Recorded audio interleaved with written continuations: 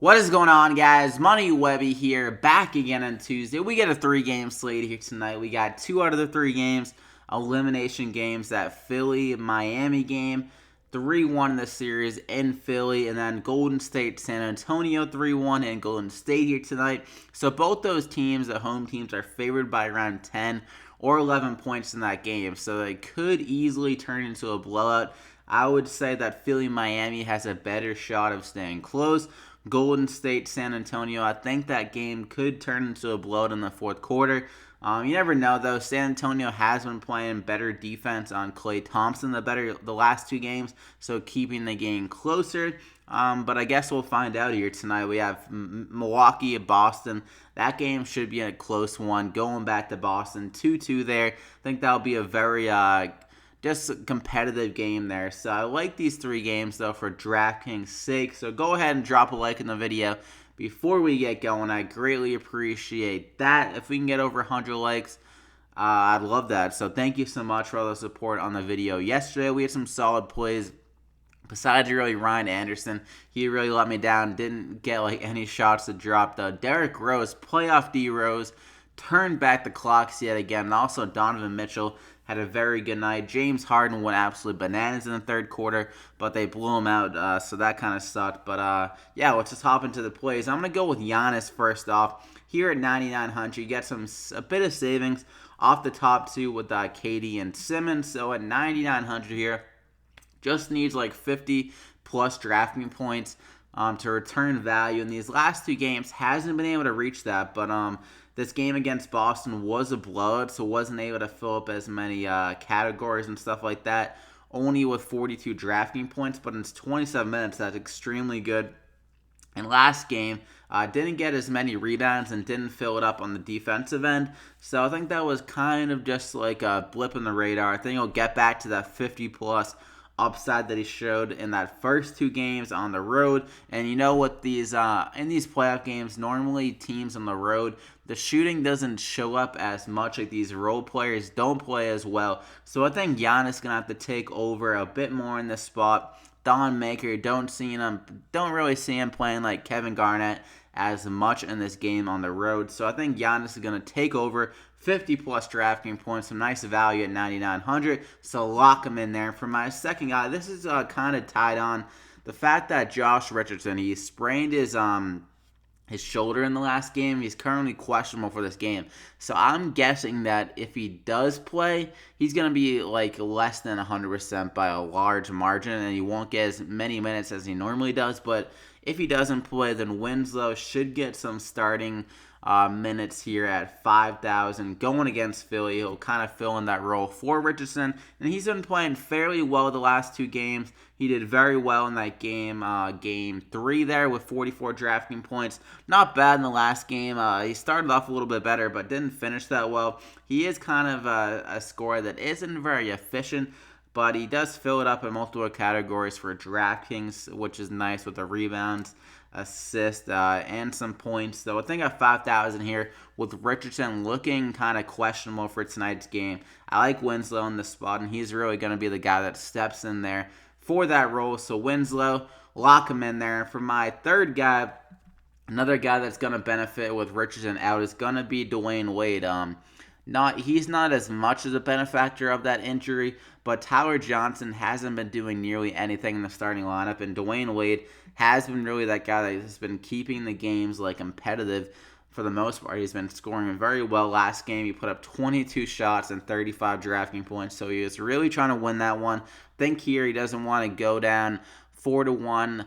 We saw last year with the Chicago Bulls against the Celtics. He played very well in that first series, so he's really just been kind of stepping up his game here in the playoffs. Besides that, game 3 was the only one he really didn't play that well. So I think he'll get a bit extra run here with Richardson out and Tyler Johnson not doing much. He honestly could approach 30 minutes in this game because it's an elimination game, so it doesn't really matter if Wade gets a few extra minutes because they'll be done for the rest of the year if he doesn't play that much. So Dwayne Wade, 5,800. I don't love the price, but I think his upside is solid enough to pay up for because Richardson is questionable and Dwayne Wade can easily catch fire again here. He's been lightning in a bottle for this Miami Heat team in the playoffs. So go ahead and lock them in there. And for my fourth and not my fourth and final guy, for my fourth guy, Draymond Green at 7,900 going against the Spurs. Like I mentioned in this game one, the blowout potential in this game doesn't affect Draymond Green, I think, as much as it does affect KD, because he does start off on the court no matter what in that beginning of that fourth quarter. Even if they're up 20 points, Draymond Green is going to be on the court. So with that considered, I think Draymond Green can still get around 30 minutes in this game, even if it does turn into a blowout, like we saw in these first three games. Still getting solid minutes, 34, 35. That's still solid enough for Draymond Green. Did get up to 42 last game, so it wouldn't hurt that if the game stayed a bit closer here for Draymond Green.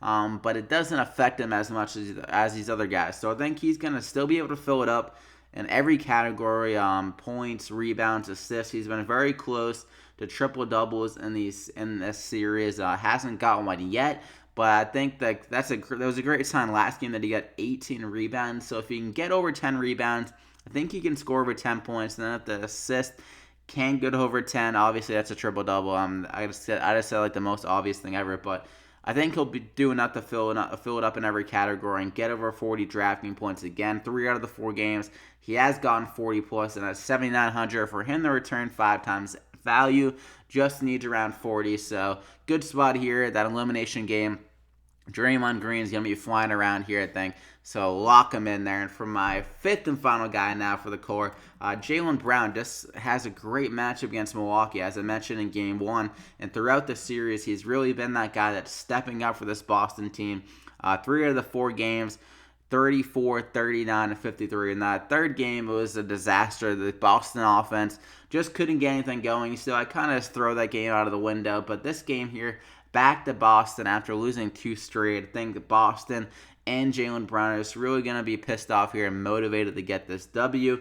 And they're going to turn to Jaylen Brown a lot here again because, like I said, that matchup is very good. Milwaukee is good defensively at the forward position, and the point guard, Bledsoe, is a solid defender. So I think Jaylen Brown is just going to do enough here. The return value, score a lot of points. He's been pretty active in the defensive end with 3 steals last game, blocking a steal the first game. And normally he plays better at home by the DraftKings total, 27 compared to 25 on the road. So Jaylen Brown at 7,300. And these younger guys just feel more comfortable at home. So Jaylen Brown, go ahead and lock him in there. So that leaves you at 4,700 remaining per player. Some solid upside on all of these guys. Some good value. And for my value guy, Malcolm Brogdon, he's kind of been disappointing since he got put in the starting lineup. I was expecting more, honestly. But on the road here, I don't know. I think he's just going to have enough opportunity to return value at 4,400. Like we saw in that first game, when he did get 32 minutes, he got 27 DraftKings points. It's just the fact that the last 2 games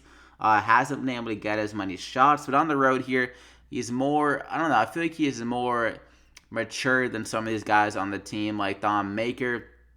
He's still kind of raw. I feel like he'll kind of struggle here on the road. They'll kind of take him out of the game. And Brogdon seems to me like a guy that can step up here in this hostile environment in Boston. He's played very well in the crunch moments. He had that big 3 last game. Towards the end of the game, he had that big 3. So it seems like he's not afraid of the moment. I think he'll have a solid game here at 4,400. The opportunity is definitely there for a guy to be getting around 30 minutes and some solid opportunities. I think he just has the upside of 20-plus DraftKings points, close to 30 as well. So 4,400, I'm going to trust Brogdon. I think his talent is great. Just needs to get a few more shots to drop and up. So Malcolm Brogdon. And this game should be fairly high scoring. Should be back and forth throughout because Boston really wants this win. So lock him in there, Malcolm Brogdon. That gets you up to 4,850 remaining per player. So that is it. Hope you guys enjoyed the video. You got your core 5 and the value guy for the money 6. So I hope you guys enjoyed it. Be sure to slap a like in the video if you did. 100+ likes. Thank you so much. And subscribe if you haven't already to get these winning plays every single day, the rest of the NBA playoffs. So I wish you guys the best of luck on this 3-game slate. I hope none of these games turn into a blowout for just watching purposes. But I'm not really that strong on Philly versus Miami. So hopefully Philly just sucks. D-Wade, Winslow, run the show. So good luck tonight, guys. We'll see you back here again tomorrow.